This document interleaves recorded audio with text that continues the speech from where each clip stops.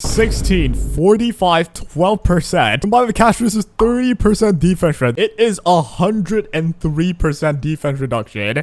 This Castorice is about to nuke balls, dude.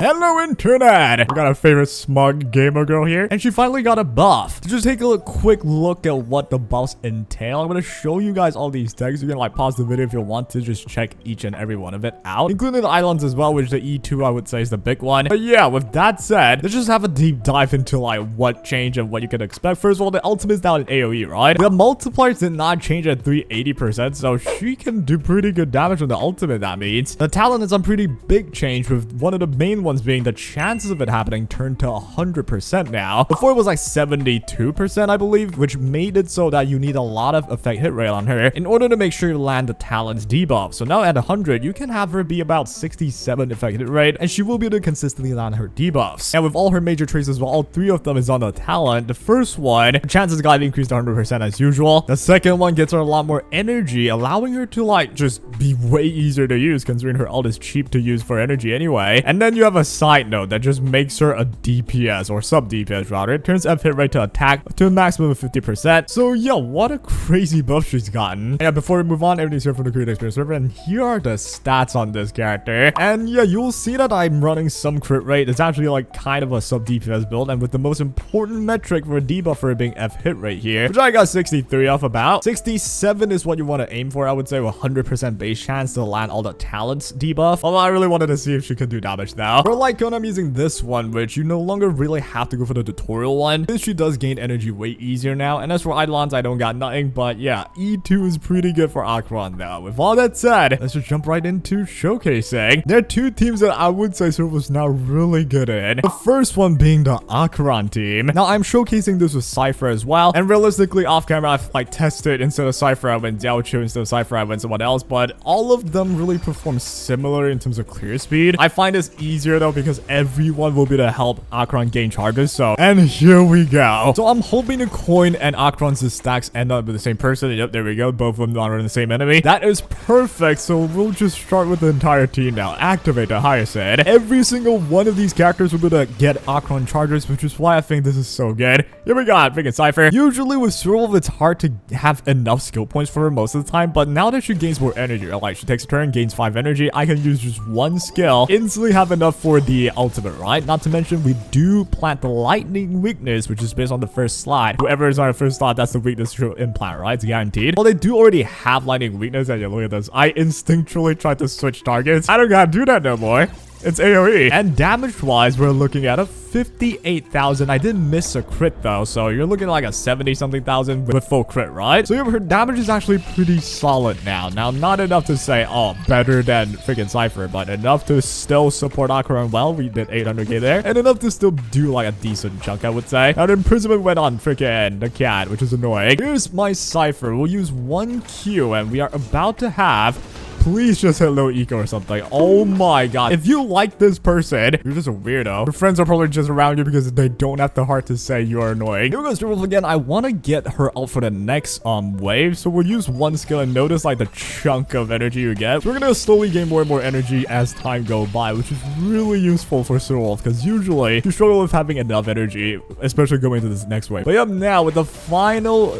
freaking guy. I should be able to kill you though. There we go. And we're still debuffed and still CC'd on Cypher. It's so annoying, man. But we did still get the 0 cycle clear, which is great. Here we go, Heisen again. All of our, marks are on Spharox, so that's what we'll hit. And we finally have a turn.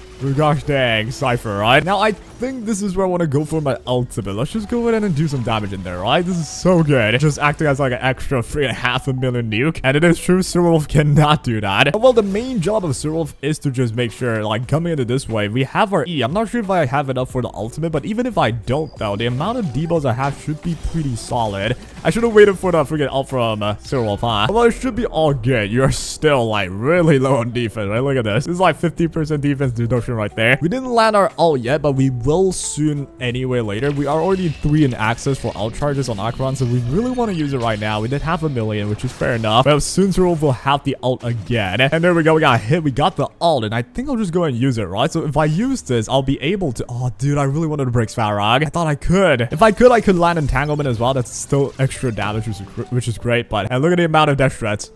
What the flip is that? Don't mind if I do. Let me do some damage right there. Bang, 400k from a skill from Acheron. What? Oh yeah, Death Shred, just really strong. That's why Silver was really strong in this team. It's one of the rarest damage amps you can get. It's just Death Shred, so which makes Silver like pretty unique in this case, right? But yeah, if the question you are wanting to ask here is, oh, is Silver now just better than just putting Jiaochu or anyone else in this slot? I would say no. I've already tested off camera. You'll notice that the clear time for all of these teams, even swapping out Silver for say Jiaochu, it'll be similar. Like it's only maybe 1 or 2 action. That's the freaking margin. But the main point being though, an older character like Silver being this good now, at least like usable in this version, very usable in fact in this version, and comparable even to other recent characters. That's like the main reason why I would say she's great. Right, so this goes, the freaking hand is out, and this is where if I can, I would love for Silver to get the ult here to just break the freaking hand.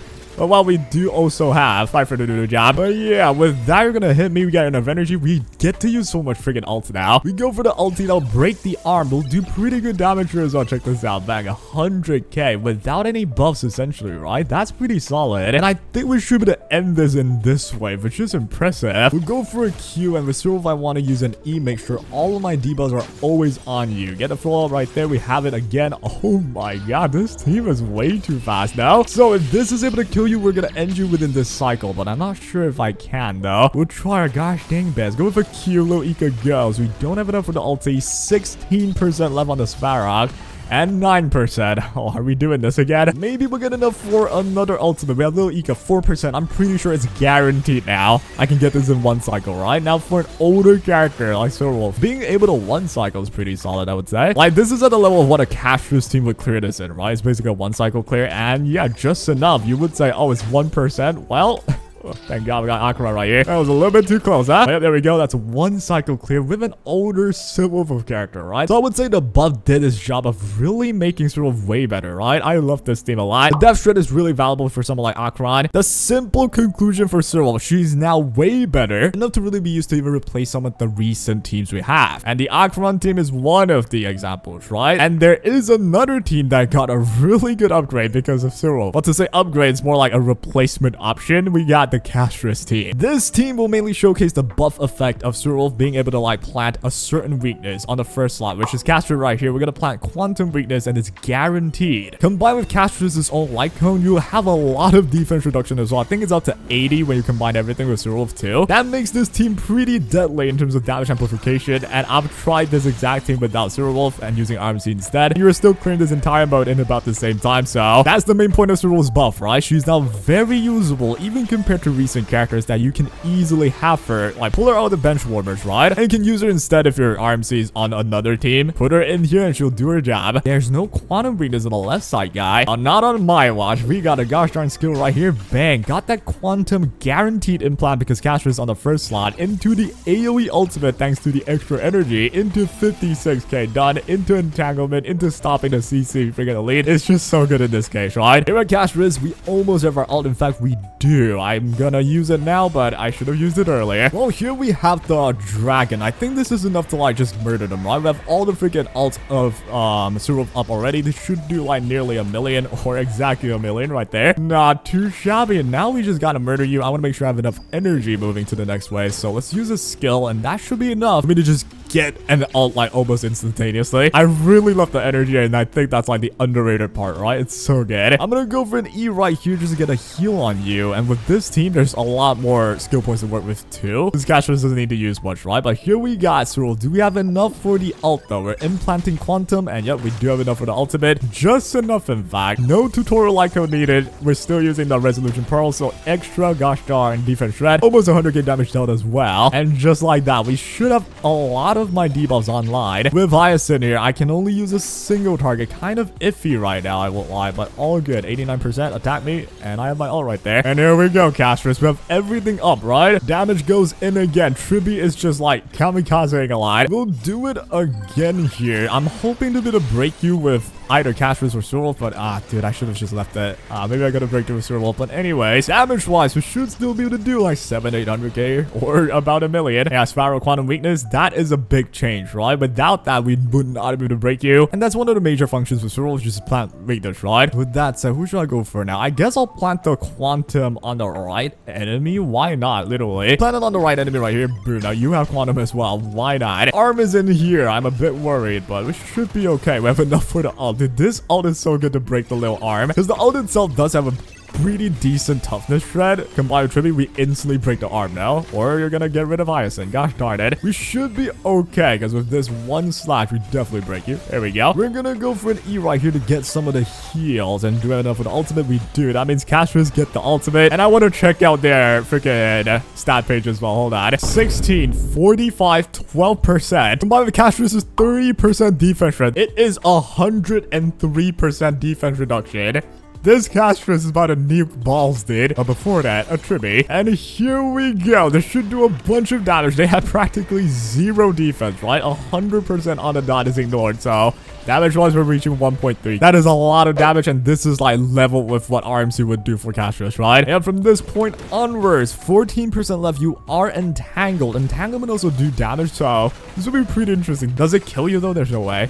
Oh, it almost did. 8%. I think we're gonna take 1 extra action. Oh, dude, the pushback on Castorice. No. How did this take longer than Acheron? Well, I mean, only by a little bit, so. But yep, there we go. Using RMC in this case also pretty much nets to about the same, like, performance, right? It's a 2-cycle clear. Could be definitely 1 cycle. I think I, wasn't exactly optimally playing. But you'll notice, like, all the good teams, they will all clear this stage in about the 1 to 2 cycle at the end of the 1st cycle mark, right? Ladies and gentlemen, the post-buff Swirlwolf. Immensely stronger now, and I feel like Hoyo's designed this buff. The idea of just making her better, but not overtaking any of the limited fight shares you have. So if you have Diaochu already in your Acheron team, there's no point in forcing yourself to get Swirlwolf. Yeah, performance will still be quite similar, right? Same with the case if you have Cypher, same with the case if you have the RMC for a Castorice team. But Sylph herself is buffed to the point where she is good enough to still make all the, recent DPS like Acheron or Castorice, the strong DPSs. She can still work with them without fail. Boasting one of the rarest defense shred to her name, she's actually pretty dang valuable as a versatile debuffer that you can put anywhere, right? The freaking weakness is really useful as well for just then. Castorice didn't have the quantum weakness. Without it, it would have taken maybe 1 or 2 actions longer, maybe 3. So with the correct weakness, it's really helpful. And Cyril gives that without RNG, right? You just gotta make sure your elements on this first slot, the DPS. And yeah, I rate this like a 9 out of 10 buff. I really like it. If you have one on your bench, you can consider taking her out mainly to replace your more sought after characters that you want for both teams. Like, so your RMC, you want to use it with Aglaya, you can use Cyril instead for your Castorice, right? Finally, a quick show of all the stats if you're still wondering. Here's the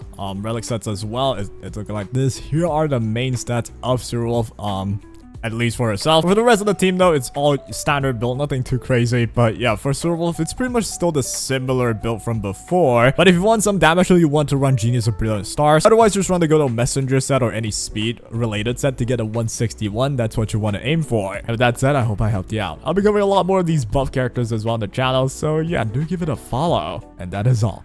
Take care.